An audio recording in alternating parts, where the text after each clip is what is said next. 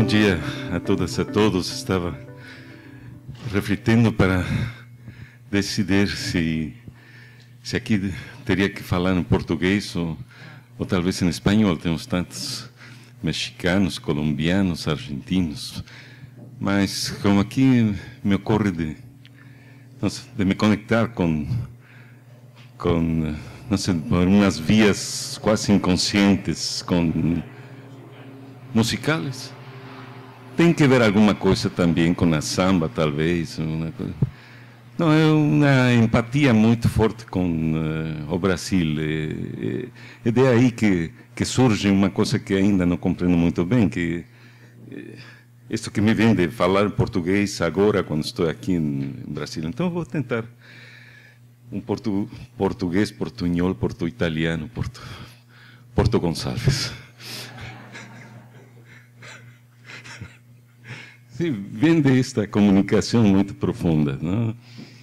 Então, estamos aqui para refletir sobre esta emergência, neste momento civilizatório deste novo campo da ecologia política. Mas, antes de abordar a temática concreta, eu teria que agradecer infinitamente a meus queridos amigos, o Héctor Alimonda, meu queridíssimo só de 25 anos para trás, amigo Carlos Walter, com quem construímos uma aliança, uma amistade que está no fundo desta produção, deste pensamento da ecologia política, não? Que nos une de uma forma tão forte. Enfim, a todas as pessoas que fizeram este esforço enorme para nos congregar acá, para estar debatendo esta situação, esta emergência deste campo da ecologia política, que é a reflexão sobre a condição atual crítica de nosso mundo. Que é também uma reflexão sobre esta crise civilizatória que surge da questão ambiental, da questão da crise ecológica ou ambiental, que marca talvez um desencontro, novos encontros de pensamentos, uma indagação sobre a questão mesma da vida neste planeta vivo onde habitamos, onde moramos. Que dá para uma reflexão muito profunda, dá para uma desconstrução de todos os processos históricos que levaram à construção civilizatória a este ponto tão crítico de crise ambiental, que é a destruição das condições da vida, das condições de sustentabilidade dos processos, mesmo termodinâmicos da vida da Terra, da biosfera e da condição humana nosso planeta. Tudo isso para dizer que se o campo da ecologia política é bem no campo dos conflitos socioambientais emergentes, que estão ocorrendo, se estão manifestando de formas brutais, um processo de destruição, de acaparamento de territórios, acaparamento destrutivo de territórios, que é também destruição de modos, de formas de vida diversas, que é o patrimônio da humanidade mesmo, não? Então, vamos a tentar refletir um pouco sobre essa questão, como está constituindo este campo da ecologia política e que dá para pensar esta questão, não? Alguns dizem com verdade que o campo da reflexão atual, onde se joga esta questão de mirar esta genealogia, não?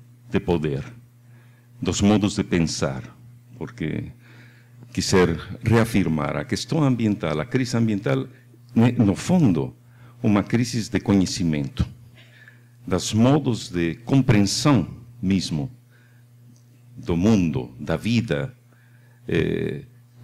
das formas de habitar o planeta mesmo. Estamos nessa crise profunda que tem raízes muito antigas na constituição do pensamento filosófico, metafísico, científico, a ponto de poder dizer que a crise ambiental tem uma genealogia ontológica, do pensamento filosófico ontológico, e com mais certeza da constituição das ciências modernas. Temos, podemos dizer, uma causalidade epistemológica da crise ambiental. O que caracteriza este campo da ecologia política? Primeiramente, emerge uma questão que estuvo aí sepultada, debaixo desta construção do conhecimento do mundo da modernidade, que estava gerado por este modo filosófico de pensar a dialética da natureza, a dialética da história mesma, não? Que levou para pensar uma questão que certamente foi crítica no momento originário da acumulação do capital, a emergência desse acontecimento no mundo da modernidade, a constituição da racionalidade econômica, e como foi gerando os conflitos sociais, conflitos que levaram para trazer o pensamento hegeliano que fez Marx, né, para mirar a contradição social, a exploração do trabalho, a contradição entre capital e trabalho. Mas deixando um tanto fora a condição da natureza, como joga a natureza nesta dialética histórica, não? Não quer dizer que o Engels e o Marx mesmo não miraram, não, a poluição do carbono já neste momento originário da acumulação do capital, o que Marx mesmo não pensou e não deixou mesmo escrito aí, que essas contradições se refletiam também na destruição das florestas. Mas aí havia uma questão como que a natureza é uma questão gratuita do Deus, da vida, ela iria se reproduzir. A contradição principal não estava aí. Havia estes efeitos negativos, mas a natureza não jogava no fundo da concepção da dialética da história. Então, mas refletindo sobre esse pensamento que ficou o pensamento crítico, podemos dizer por excelência, não? Até que emergiu a questão ambiental, para também jogar aí uma crítica à crítica da economia política, não? Então, nós estamos diante dessa questão, a crítica da economia política,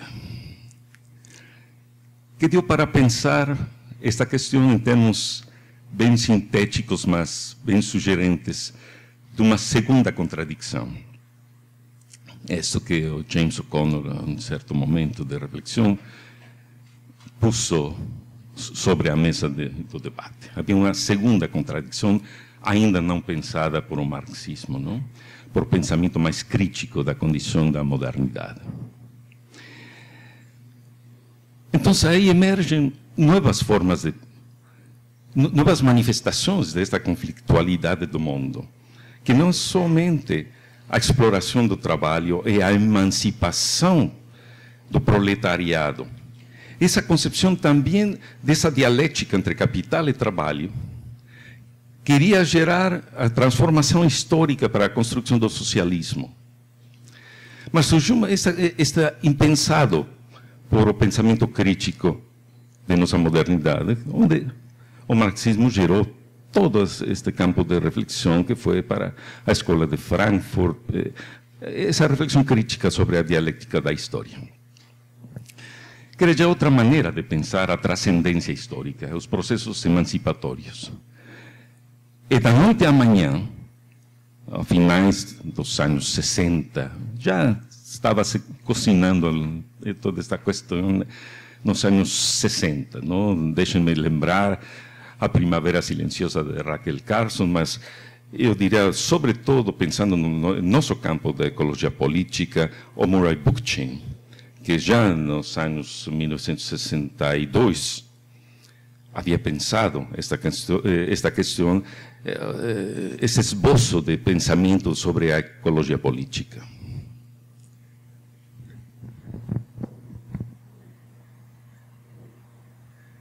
preciso... Estou ainda muito desidratado. Então, esta questão, a manifestação dessa criticidade de nosso mundo, a destruição das condições ecológicas de sustentabilidade da vida e do processo econômico mesmo, emergiu assim como uma irrupção de um impensado.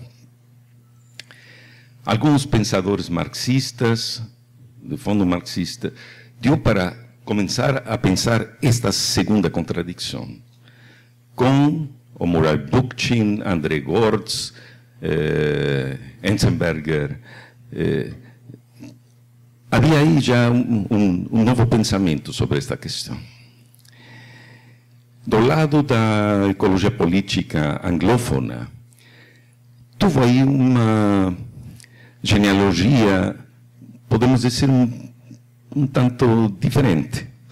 Eles pegaram, decorreu do campo da antropologia ecológica, da geografia ecológica, onde pensadores como Sauer, Stewart, começaram a pensar, mirando a situação das transformações ecológicas e antropológicas no mundo, sobretudo na região do sul do mundo. Começaram a mirar que os paradigmas da antropologia ecológica, da geografia ecológica, não davam para compreender, para mirar esta situação que estava emergindo. O que estava emergindo eram conflitos. Conflitos sobre os modos de apropriação da natureza.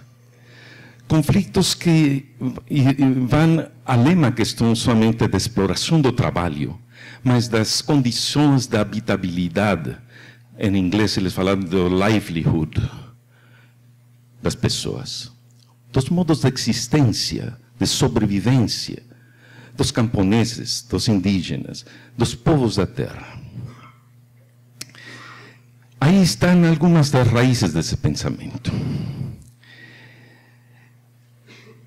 Mas bem logo, se manifestou em formas muito diversas e muito complexas, que davam primeiramente, para uma dificuldade de mirar de forma sintética este novo campo.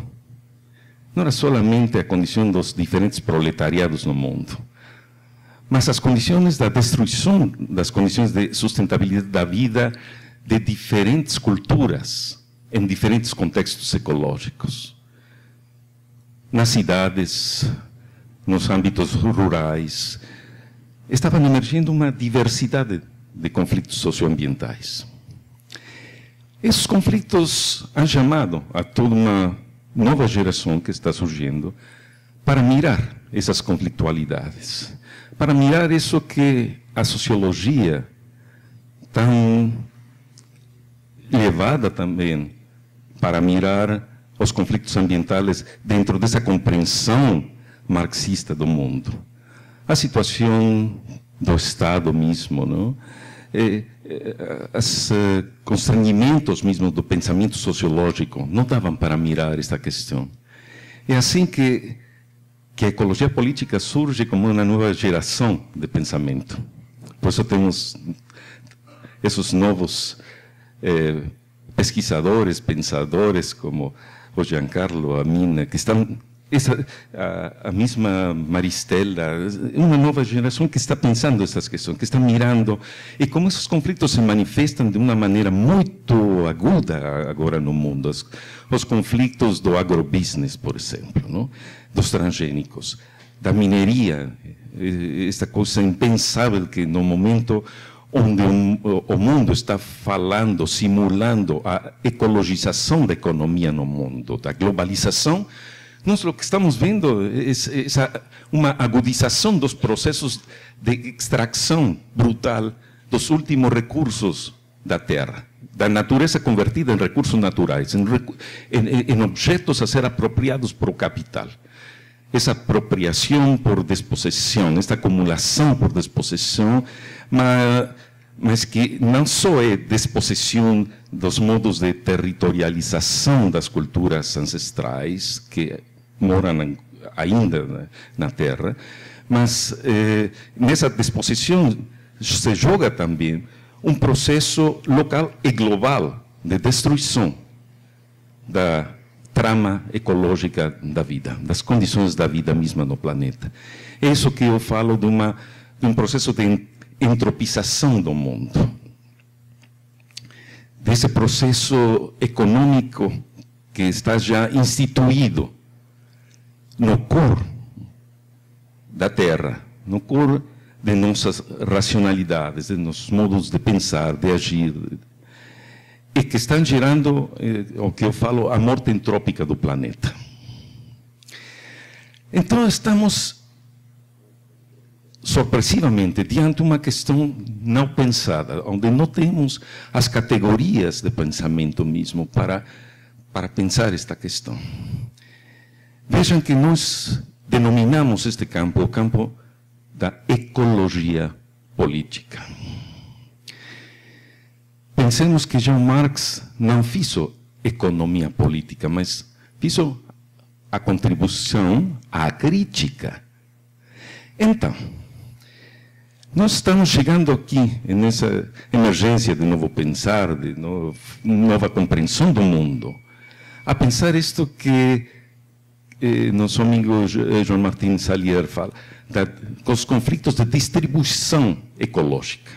Não só agora conflitos de distribuição econômica, não, que geram desigualdade social, mas são conflitos de distribuição ecológica, quer dizer, conflitos dos custos gerados por estes modos capitalistas, sobretudo, não? Da apropriação da natureza, não? Mas também todas essas transformações, a distribuição e transformação dos potenciais da natureza. Disso que os povos da Terra pegaram sempre para construir seus mundos, seus mundos de vida, seus modos de produção, seus modos de apropriação da natureza, de conjunção da vida humana com a vida do planeta. É a emergência, a explosão de uma diversidade de situações. Mas isso nos leva também a pensar qual é a transcendência deste novo campo de reflexão. É verdade que precisamos diagnosticar, acompanhar, discernir o que está jogando em cada um desses conflitos socioambientais, com suas diversidades, desses modos de exploração, destruição, degradação dos modos de vida, dos modos de produção, das condições da natureza, a entropização do mundo. E isto dá para todo um campo de pesquisas muito pontuais sobre como se estão levando, ocorrendo, manifestando estes conflitos socioambientais.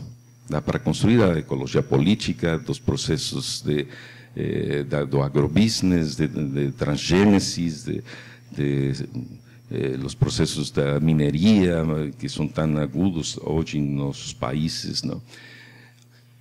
Dá para uma nova sociologia para mirar os modos de resistência dos povos, para mirar como eles estão constituindo novos modos de resposta, de reapropriação de seus patrimônios bioculturais. Dá para todo um mundo novo de reflexão e de pesquisa empírica. Mas a ecologia política dá também para pensar uma coisa muito mais transcendente que nenhuma outra ciência está pensando. Ou não está pensando da forma como a ecologia política dá para pensar essa questão, que é a questão da emancipação, da desconstrução destes modos de pensamento, desses modos de produção de conhecimento que geram modos de apropriação destrutiva da natureza, das condições da vida, para construir outros pensamentos que possam gerar um mundo de diversidade sustentável, o que constitui o núcleo da ecologia política, finalmente, são as relações de poder.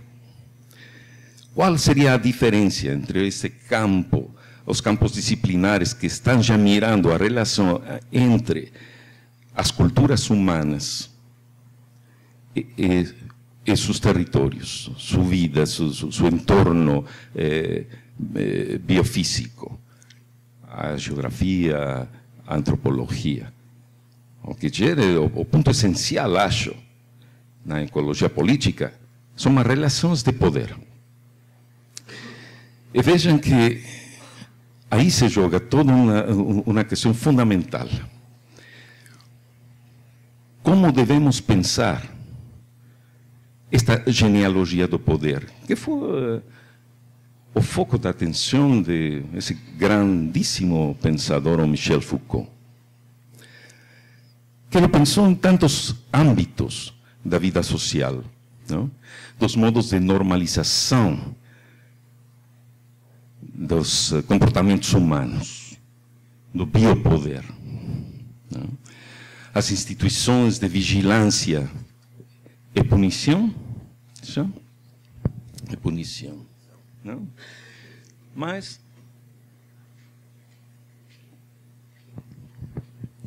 que infelizmente não gerou essa mirada ele sobre este campo que estava emergindo já na vida mesma do Foucault, o campo disso que nós chamamos ecologia política, que não são somente as instituições psiquiátricas, as instituições de sometimento, de vigilância, dessa panóptica, não? De modo de vigilância dos comportamentos humanos, não?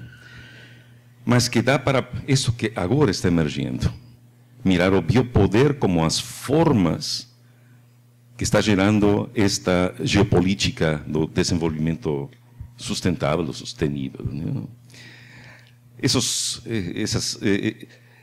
O que se joga nisso que não são somente cambios paradigmáticos nas ciências, uma nova interdisciplinaridade, uma questão de mirar, de fixar, de alinhar as fronteiras que se fazem entre todas estas ramas de conhecimento das ciências humanas, sociais e naturais que jogam neste campo da ecologia política, não? E que alguns pesquisadores estão pensando como delimitar este campo, quais são as justaposições com esses outros campos afines. É interessante, esse não é o fundo de nossa questão. Nossa questão é pensar a genealogia do poder, da vontade de poder, como foi constituída na história do pensamento humano, para levar, finalmente, após de centúrias de construção civilizatória, a se manifestar nesta forma violenta de destruição do mundo. É verdade que já outro grande pensador, não? Jacques Derrida, fazendo esta análise da metafísica e fazendo uma reflexão sobre o Emmanuel Levinas, falava em um dos capítulos de seu livro sobre a diferença, da violência da metafísica. Mas por que a metafísica gera violência? Qual é a fonte desta vontade de poder, de domínio sobre o mundo, sobre a natureza, que gera essa destruição do mundo? Como está isto localizado, fixado em nossa condição humana? Porque, deixem já provocar um pouco mais a questão. A ecologia não é política. Quer dizer, as relações ecológicas, reações das populações biológicas com seu entorno, essas não são políticas em nenhum sentido. As relações de depredação, não? De algumas populações animais para sobreviver, né? Com seu entorno, esse metabolismo da natureza, esse não é político. O que é político é propriamente humano.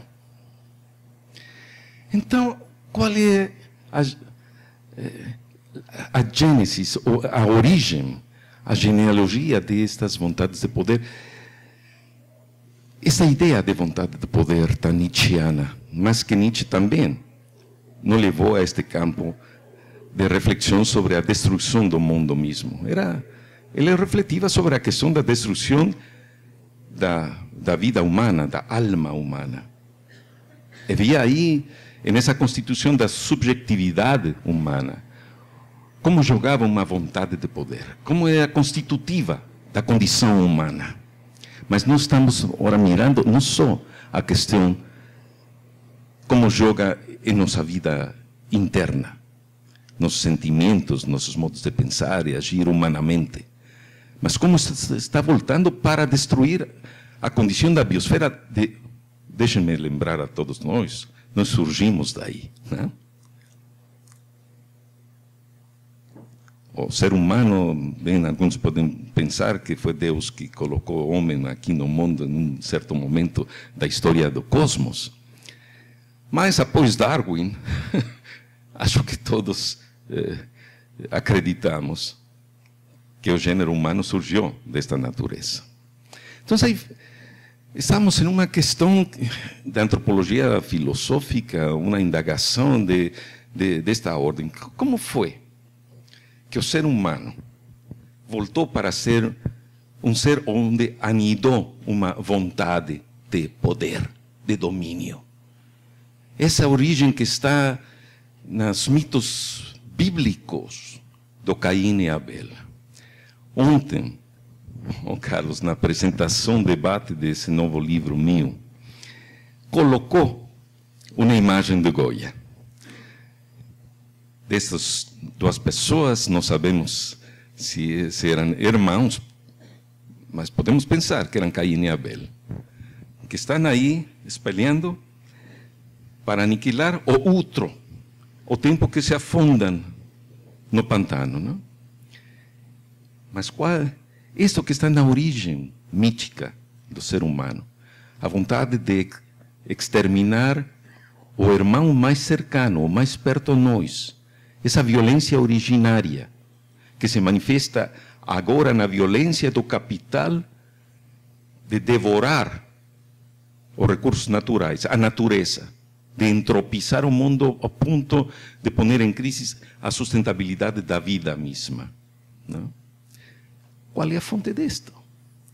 Qual é essa genealogia? Ontem eu falava, e estou com uma reflexão que deve levar também uma reflexão, uma construção profunda, de como é que isto que o Jacques Lacan fala, de a falta em ser, como uma questão constitutiva da psicologia, da constituição psíquica inconsciente, do desejo inconsciente dos seres humanos, pudo gerar esta questão. Então estamos diante de uma reflexão de caráter ontológico. Se a ecologia só se volta para a política quando são os homens que estão actuando através de uma racionalidade que foi humanamente construída através de toda esta história da metafísica, o que nós estamos diante é essa questão.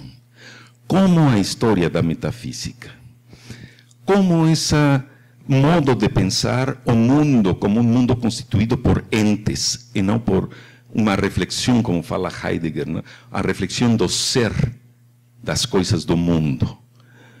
Quando aí houve esse olvido, esse esquecimento do ser das coisas, fala Heidegger, emerge uma forma de pensar o mundo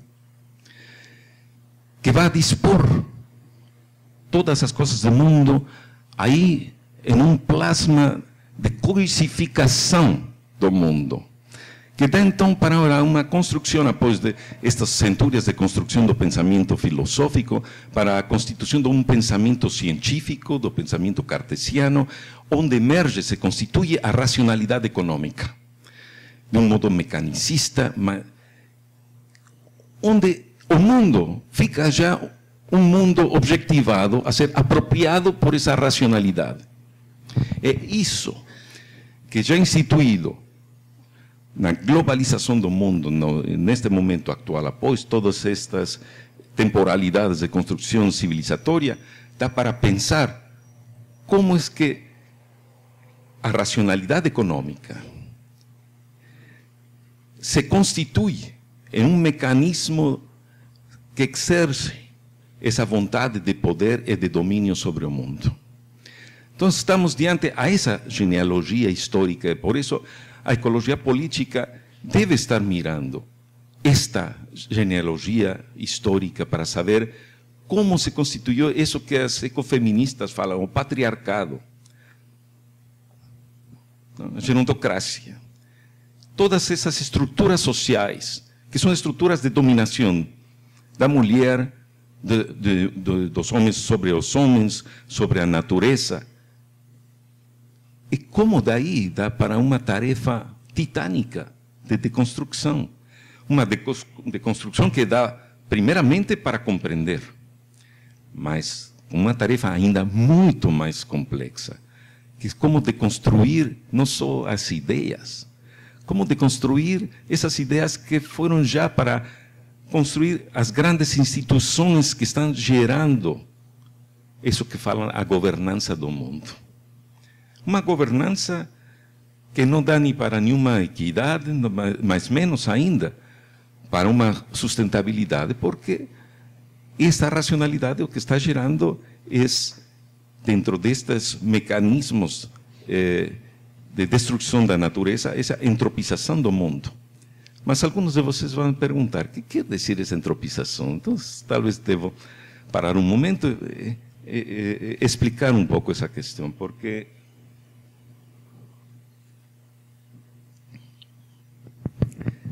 como fala, escreveu muito tempo atrás, não? Nesse maravilhoso livro, Após de Babel, o George Steiner, não? Que fica surpreendido como a condição da vida, a entropia, isso que só podemos agora compreender através dessa construção científica da lei da entropia, que foi já construída, não? Quase 2 séculos atrás. Ele fala, como é que a humanidade ainda, após 2 séculos disto, não compreende que está inserida em um mundo gerado por uma lei da entropia? Que dá para nos surpreender, mas nos inquietar, de que ainda não estamos pensando como vivemos dentro de certas condições fundamentais da vida que não compreendemos. Que é esta entropia? Uma lei fundamental da constituição do universo mesmo, onde foi constituído por isso que o Nietzsche fala, um erro da termodinâmica que gerou esses processos negentrópicos onde surge a vida neste planeta que habitamos. Compreender isso é fundamental. O que está ocorrendo é que esse erro que constituiu um planeta negentrópico, uma biosfera que foi gerada por a transformação da energia solar em energia bioquímica, na formação de biomassa, das florestas, da complexidade da biosfera mesma, não? Uma geração de complexidade ecológica e socioambiental. Não? Como que isto está sendo intervenido? Essa imanência, podemos falar, da vida, que gera complexidade, diversidade. Como é que nós, humanos, a humanidade ocidentalizada, a humanidade filha do pensamento grego, da metafísica, como é que nós chegamos a construir aí uma outra imanência, a imanência da racionalidade econômico, técnico, científica, jurídica, que vai em contra da natureza, que se constitui como uma racionalidade antinatura, Isto é uma questão mais que paradoxal. Que coisa está ocorrendo dentro de nossa constituição humana, nosso modo, nossa constituição simbólica, que faz para nós construir uma racionalidade que vem contra da vida? Há um ponto que hoje podemos pensar, este campo da ecologia política, em termos de uma contradição, uma confrontação entre duas vontades de poder, podemos dizer. A vontade de poder que emerge das forças negentrópicas que constituem a vida no planeta. Esse processo de diversificação, complexificação da vida. E esta nova força que foi gerada através desse pensamento metafísico, esta lógica unidimensional, como falaria o Marcuse, que está tentando não somente homogeneizar o mundo, através de uma transformação da complexidade ontológica da vida, para transformá-la em um mundo gerado por os valores econômicos dessa diversidade ontológica. Mas que está gerando esse processo de entropização. Como acontece isso? Foi o grandíssimo economista, grandíssimo pensador, o Georgescu Roegen, que juntou uma questão que os economistas não conseguem pensar, ainda após a grande obra de Georgescu Roegen. Como é que o processo econômico, que não consegue se equilibrar, não consegue se estabilizar, porque está constituído, seus genes lo levam a esta vontade de acumulação crescente, não? Mas para acumular de forma crescente, deve explorar de formas crescentes, né? Acumulativas, crescentes, uma natureza que é limitada. Não? A quantidade de hidrocarburos, de petróleo, de minerais, de floresta que existem nesta terra é limitada. Mas o capital não conhece esses limites. Para se manter, precisa ter essa reconstituição sempre acumulativa, não? Uma acumulação progressiva, crescente, e que está gerando processos crescentes de exploração da natureza. Gerados por esta dinâmica do capital, a natureza se transforma seguindo leis da entropia. Quer dizer, se extraem os materiais diversos da natureza, são transformados em mercancias, commodities, não? Gerados por novas necessidades, criadas também por o próprio sistema nesse processo de racionalização de nossos modos de vida. Não? Mas essa transformação da natureza, o metabolismo que gera esse processo da acumulação do capital, está gerado por umas leis da natureza, como se transforma. E aí é um processo irreversível de degradação ambiental. Nós podemos mirá-lo nessa ruptura de degradação da complexidade dos ecossistemas mesmos, quando um ecossistema diverso é transformado em um sistema de monocultivo. Para quê? Para gerar mais ganhos econômicos em curto prazo, nesta lógica. Né? Mas também todos os processos geram defeitos. Não existe, não é possível um círculo de produção que possa se fechar reciclando os defeitos. Os defeitos são múltiplos. Agora, o que fica mais neste imaginário, nesta lógica de pensar a condição do mundo, são os rejeitos dos gases de efeito estufa. Não? Que é verdade, como o capitalismo está mobilizado por os hidrocarburos, são as fontes fundamentais das emissões de gases de efeito estufa, CO2 sobretudo. Não? E esse é um processo crescente e irreversível, que nós estamos mirando também a dificuldade de ecologização do sistema econômico só com este indicador. Como vai aumentando a produção, as emissões de gases de efeito estufa, que já fomos além das 400 partes por milhão em 2013, e vamos a continuar assim agora com a China, a Índia, o Brasil, o México e todos os países dentro desta lógica economicista.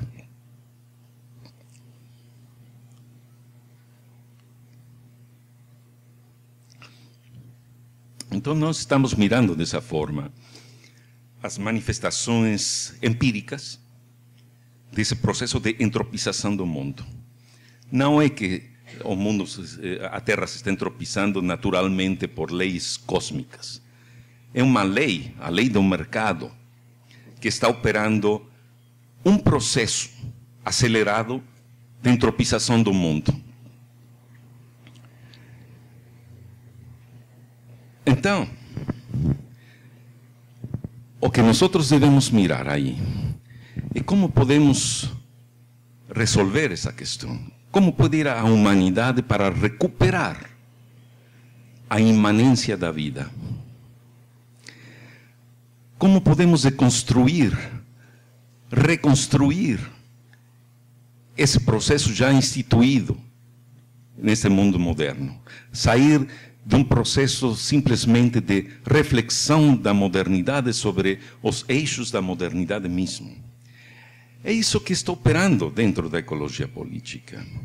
Porque, como também falava muito bem o Michel Foucault, a genealogia do poder não dá somente para mirar os modos de dominação, de exploração, não? De sometimento dos outros. Mas também dá para pensar os processos de emancipação. E aí uma questão fundamental para nós no campo da ecologia política. Como pensar os processos de emancipação e como dá para pensar a construção de um futuro sustentável, para dizer-lo de alguma maneira, não? De um mundo que possa romper com esse forçamento da unificação do mundo, uma unificação sobre a ontologia do mercado, para um mundo onde possa emerger a ontologia da diversidade, da diferença e, deixe-me dizer, da outridade. E aí os desafios que planteia, que põe sobre a mesa, sobre nossas condições de vida, nesta encruzilhada civilizatória onde nós nos encontramos, a questão da ecologia política.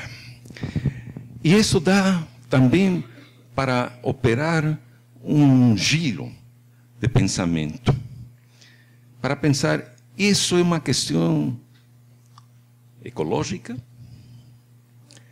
que se resolve com um pensamento ecológico, ou isso dá para pensar em termos de uma ontologia política. Ontologia que dá para pensar a condição da vida no planeta, como é que ela está constituída, como é que operam essas leis da entropia, como é que joga a racionalidade da modernidade, a racionalidade econômica, e como se pode constituir uma outra racionalidade. Uma racionalidade que não é um pensamento único, a racionalidade ambiental que dá para conjugar as diferentes matrizes de racionalidade, a diversidade dos modos já ancestrais, tradicionais, os novos modos possíveis de construir o mundo. Essa ideia do Fórum Social Mundial, outros mundos são possíveis, precisa ser pensada. Certamente é bom de dizer, outros mundos são possíveis. Como é que outros mundos são possíveis? Que precisamos fazer jogar nesse mundo para abrir esse mundo único do pensamento globalizado, único, ou dominante, hegemônico, para deixar abrir as compuertas, não? Da criatividade da vida, para fazer uma aposta por a vida, no sentido da potencialidade de criatividade da vida, que já vem dos potenciais, podemos dizer, negentrópicos, como promover a potência negentrópica do planeta, e como jogar essa ideia no mundo sociais, culturais, como articular essa produtividade ecológica possível desse planeta com a criatividade cultural, o que fizeram todas as culturas em toda essa história civilizatória, até o ponto que chegou o capital a tentar dominar e unificar o mundo desde esta outra lógica antiecológica e insustentável, né? Então, a ecologia política é um campo de ontologia política. Dá para pensar como é que, desde estas fontes originárias da constituição do mundo humano, deu para gerar esta genealogia do poder. Como é que este pensamento, que esqueceu o ser para pensar o mundo como um mundo à disposição para o cálculo das coisas, como fala o Heidegger, como é que a disjunção, a diferença sexual, como uma questão constitutiva do gênero humano, que se joga nessa mais que dualidade, não? Da condição humana, que não é uma condição fisiológica, não? Como é que emerge a condição simbólica do ser humano? E como joga em toda esta história esta disjunção entre o real, que está gerado por estas, podemos dizer, as leis cósmicas de entropia, negentropia, que dão para as dinâmicas cosmológicas, biosféricas, como se vai articulando com a emergência da linguagem? Como é que as formas de denominação do mundo geram já uma forma de conhecimento, de apropriação, somente por essa condição de nominar, essas denominações de origem, não comerciais, mas o nominalismo mesmo já está gerando uma forma de compreensão e de apropriação. Mas como jogam também neste campo que se foi constituindo, isso que volto para Foucault, as estratégias do poder dentro do saber, dentro da configuração dos modos de compreensão do mundo, dentro dos paradigmas das ciências. Como jogam aí estratégias do poder? Não só uma questão epistemológica da história das ciências, como vão se revolucionar as ciências para gerar outros paradigmas mais abrangentes aí, de compreensão do mundo, não? Isso que ocorre no campo das ciências. A racionalidade ambiental, por isso eu falo, não é um paradigma, é mais um enigma. Como jogam aí essas questões? Como constituíram estas estruturas de domínio e de poder? Como podemos desconstruí-las? Como podemos pensar novas estruturas sociais onde joga mais a solidariedade, né? O princípio de deixar ser, acontecer, o que pode emergir dessa potência de criatividade que nenhum conhecimento pode já prever. É outro modo de situar-se no mundo, para deixar ser a complexidade do ser. Como abrir, como construir neste mundo politizado uma ética política que deixe lugar a essas ocorrências nestas vias civilizatórias. Como construir uma outra racionalidade jurídica para dirimir estes conflitos socioambientais, onde a racionalidade positivista dos direitos individuais, privados, não dão para dirimir estas conflitualidades, onde o pensamento mais avançado das ciências sociais, a racionalidade comunicativa do Habermas, não dá para dirimir esses conflitos, porque os conflitos são conflitos entre modos de pensamento, modos de compreensão, direitos de ser cultural que não jogam dentro de um saber de fundo, onde podem se dirimir pequenas ou grandes diferenças de interesses e de compreensões. Dá para a convivência de mundos de vida essencialmente diferentes e diversos, não traduzíveis uns em outros. E aí, alguns de nossos colegas, que não vou nomear, devem continuar a refletir. Não uma questão, nas nossas epistemologias do Sul, de pensar em uma tradução. Não existe uma tradução. Estamos diante de uma questão de uma outridade, de uma diferença não homologizável, intraduzível.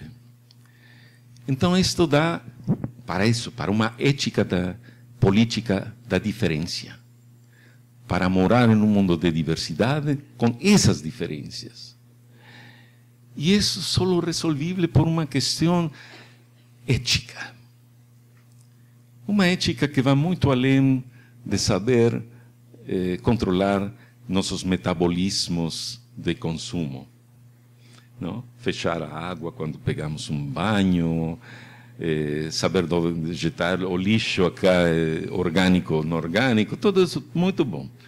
Mas dá para pensar essa vida, nesse jogo de metabolismos que geram diferentes racionalidades.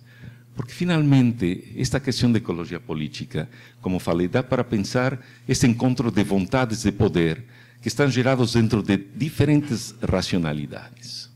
É a questão ontológica que joga aí, nesta ontologia política. São a emergência desses direitos dos seres humanos, que não é um direito único de um proletariado universal, mas os direitos diferenciados das culturas que hoje reclamam seu direito do ser no mundo. Mas esse direito do ser no mundo se manifesta em um direito a uma territorialidade, a um território. É aí que jogam os encontros, a violência entre os modos capitalistas de apropriação desses espaços. E os direitos humanos, ambientais, coletivos, aos bens comuns e, especificamente, a seus próprios territórios.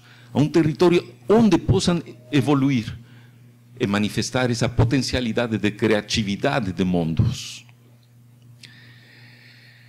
E por isso que a ecologia política volta para uma ontologia política. Para pensar as raízes, a genealogia do poder que gera desde essas diferenças ontológicas, mas ainda mais para pensá-lo do ponto de vista dos direitos existenciais dos povos do mundo, dos povos da terra. Os seus direitos de se reapropriar esse patrimônio biocultural. E aí joga uma política, uma nova política, que, como falei, dá para reconstituir não somente os modos de apropriação da natureza, os modos de produção dos bens que vão satisfazer necessidades humanas fundamentais e outras, não? Mas dá para pensar a reconstituição desses domínios jurídicos, judiciais, para pensar a não normatividade dessa deixar ser esses acontecimentos da vida. É uma nova política, é uma ética da autoridade. E essa ética da autoridade dá para preencher o pensamento do grande Levinas como uma ética de convivencialidade entre nós humanos, mas que hoje volta também para pensar nossa relação com a natureza. Saber que não podemos saber tudo.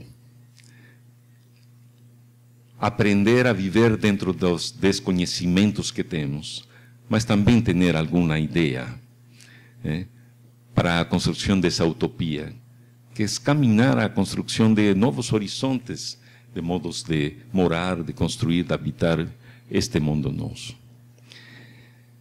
Bom,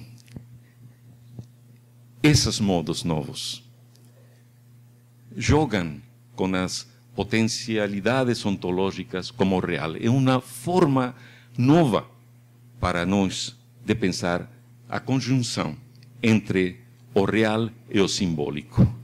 Novas formas de significação, novas formas de denominação, novas formas de apropriação das potencialidades ontológicas, e falaria mais da ontologia da diversidade, desde já essa diversidade humana e que reclama esses novos direitos. Para mim, esse seria um contexto, o contexto histórico, filosófico, antropológico, onde a ecologia política, voltada para a ontologia política, abre um mundo quase infinito de reflexão, onde todos nós precisamos nos inserir, porque esta reconstrução civilizatória, como falei, a diferença desta ideia heideggeriana de estar esperando uma espécie de Messias, Hölderlin, um poeta que vai nos salvar porque por uma faculdade de voltar ao pensamento do ser. Não. Nós estamos voltando aqui nos territórios do Sul à capacidade criativa dos povos, das pessoas. Isso é nossa diferença com esse pensamento filosófico, sociológico, ainda do norte, eurocentrista. Nós estamos pensando nisso que falou o Carlos Walter, um diálogo de saberes. Abrir a potencialidade, a energia desses encontros de o que nós podemos ainda pensar desde nosso campo mais acadêmico, intelectual, mas com essa força que tem nos povos de seu próprio pensamento. Essa é a nossa deuda ainda em nossa ecologia política.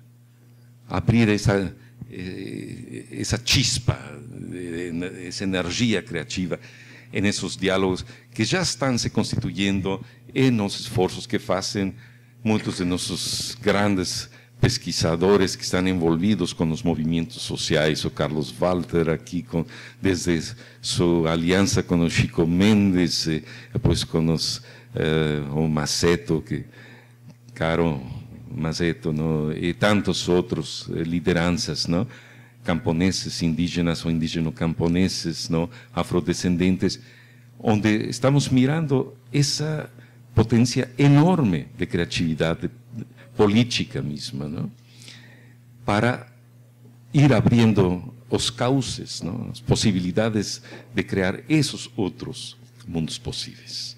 Deixo aqui, então, agradeço muito sua atenção e esperamos que vamos ter uns diálogos muito enriquecedores nesses 3 dias de reflexão e debate. Muito obrigado.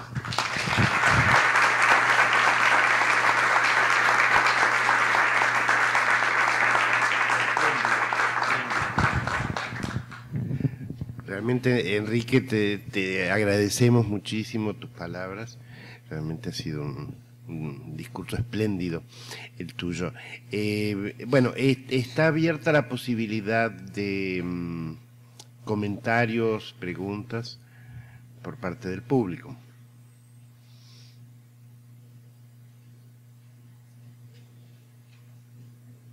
Lacho, así, a ver si tenemos... ya mira, temos microfones, outro microfone.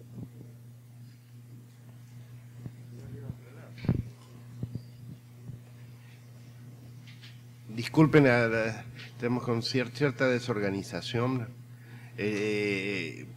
O equipamento de som, estes microfones de fato trouxemos da nossa universidade rural, porque está tendo eventos en otros lugares que no.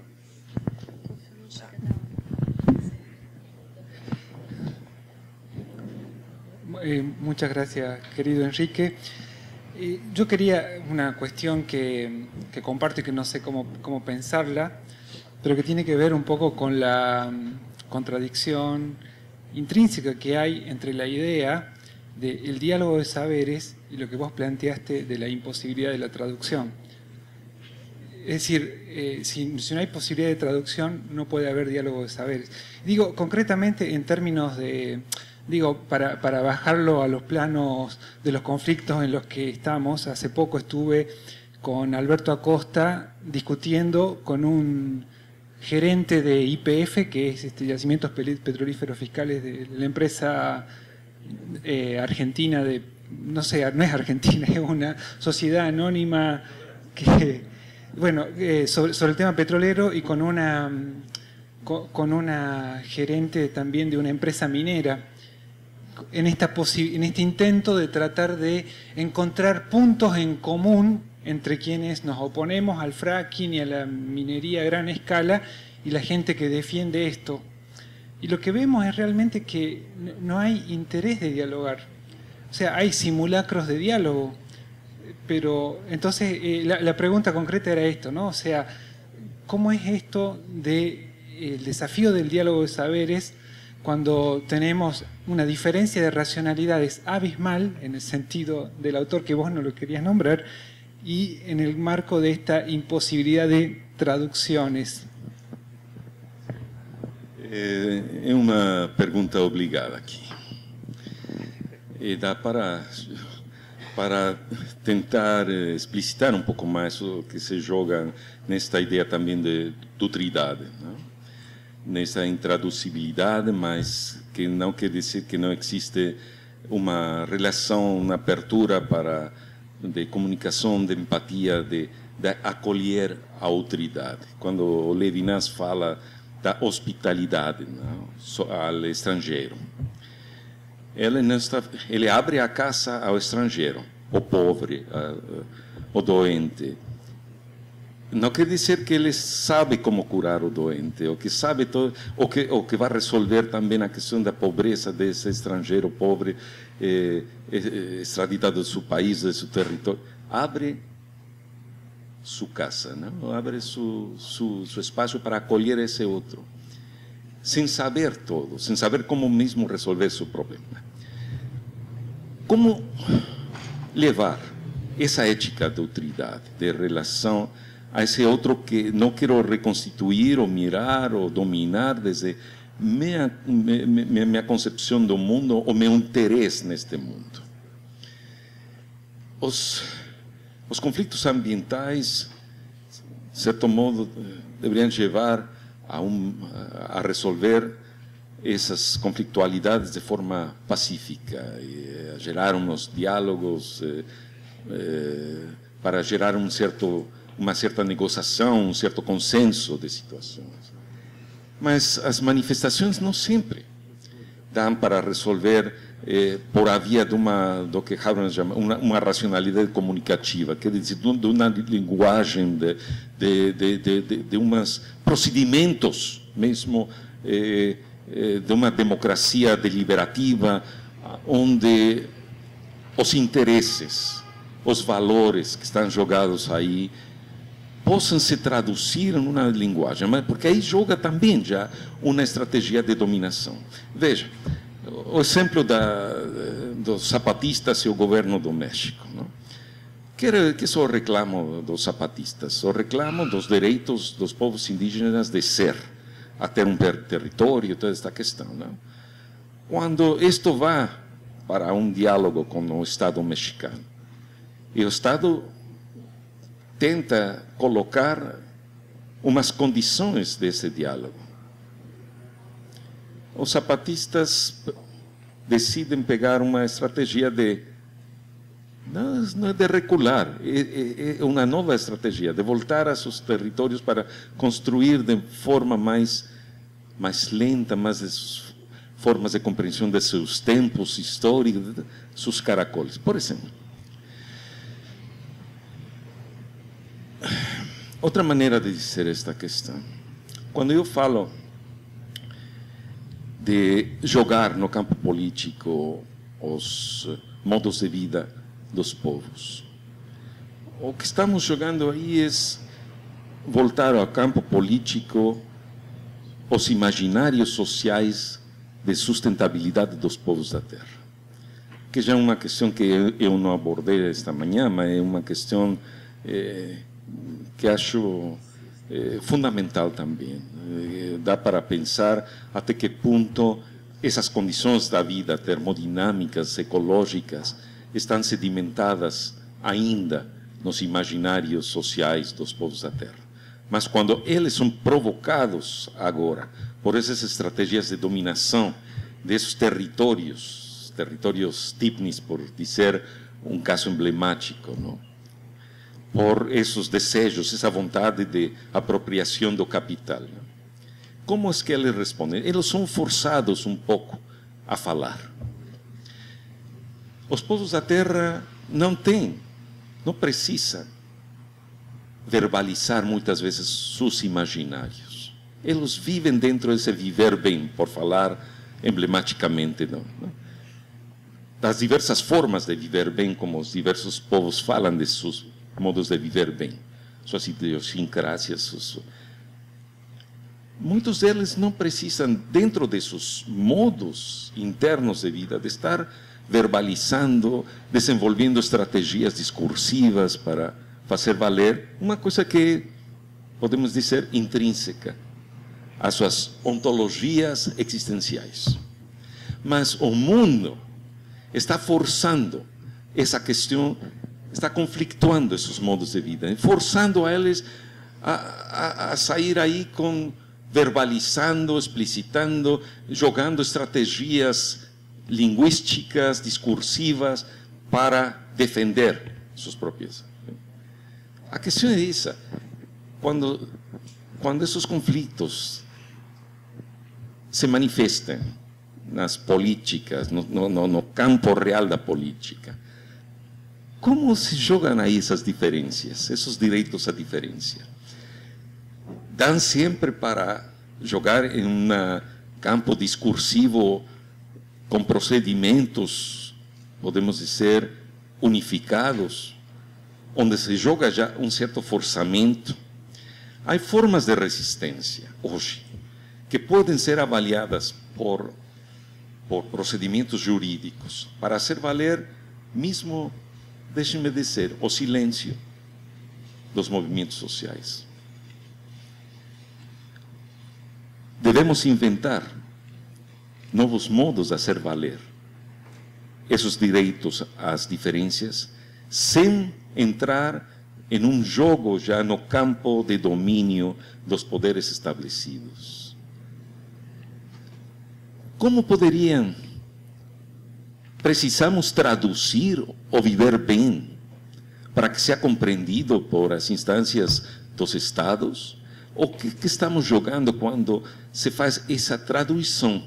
Como fez o mesmo Correa, quando transforma esse viver bem em uma política nacional de bom viver. O que está fazendo ele? Se está apropriando de um direito existencial dos povos para jogar uma pretendida política nacional, quando conviene a seus interesses, a sua visão do mundo, a suas formas de gerar esse poder político nesse campo. Não? Então, estamos diante de uma questão a reinventar as formas de defesa desses direitos existenciais culturais, dos seres culturais, e não sempre levar a esses procedimentos sociais, jurídicos, para dirimi-los nos campos onde joga já processos de dominação, novas formas de resistência, de solidariedade. Eu consigo somente pensar nesses termos, não tenho uma solução, certamente, ninguém tem. Mas acho que esse forçamento de tradução fica problemático. Fica problemático, porque, olha, quando nós estivemos com o Carlos Walter, com Boaventura, com outros intelectuais e intelectuais dos movimentos sociais da América Latina em 2008, em La Paz. em uma convocatória que fizemos para falar da construção da sustentabilidade desde as visões dos povos indígenas. E o que encontramos aí? Que os povos indígenas falaram para nós: nós não queremos a vossa sustentabilidade, porque já nesse conceito que vocês têm, essa compreensão de sustentabilidade, se joga aí já um efeito de dominação. Nós queremos viver bem. Eu falei para eles em um momento, mas para viver bem, quando han estado sometidos por essas estratégias de poder, não precisam vocês viver melhor? Eles falaram não. Melhor é uma palavra que gera já dominação. Não queremos melhor, não queremos sustentabilidade, queremos viver bem. O que estão reclamando nessa forma de falar? E uno precisa saber escutar, ouvir o que estão falando. Eles querem autonomia. Autonomia para constituir seus mundos dentro de suas lógicas, suas formas de pensar, de viver, de discorrer. Essa é uma questão bem problemática, mas que está jogando aí. Se queremos, se estamos especulando, jogando a possibilidade de reconstituir este mundo de diversidade cultural, devemos afrontar, confrontar, enfrentar essa questão da intraduzibilidade, que não quer dizer não estar abertos a tentar compreender e a deixar a compreender que eles estão reclamando esse espaço da autonomia para construir seus mundos. Como podemos nos solidarizar, compreendendo que não vamos a forçar que eles falem de nossa sustentabilidade, de nossos conceitos, mas jogar aí com essa tensão. A tensão que é confrontação, há muitas tensões que são criativas, que estão surgindo nesses processos de diálogos de saberes com os povos que Arturo Escobar tem, com os afrodescendentes, que o Carlos Valde tem aqui com os camponeses dos Cerrados e tantas outras pessoas, não? Milson, enfim, tantos de vocês que estão mais nessa jogo mais de dia a dia, mais perto dos movimentos mesmos, não? Mas precisamos abrir os procedimentos em nossas próprias cabeças para viver nesse desconhecimento, nessa autoridade, e deixar ser e construir nessas alianças com mundos de vida diversos. Não posso dizer uma solução mais concreta, mas acho que essa assim é a questão.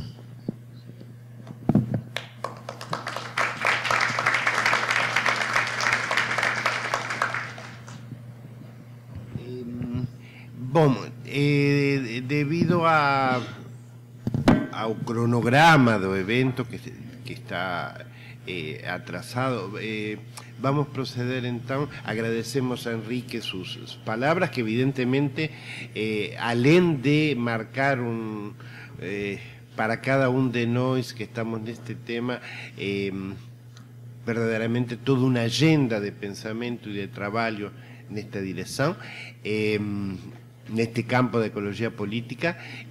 Também, realmente me parece que foi muito acertado inaugurar, abrir o evento com uma intervenção de Enrique, porque um pouco a ideia era justamente que ia a colocar, já ia nos defrontar com uma série de grandes temas e a inspiração para debaterlos. Então vamos a hacer agradeciendo más una vez a Enrique, vamos a hacer un intervalo y bueno, y de aquí a poco continuamos con una mesa con la discusión de las especificidades de ecología política.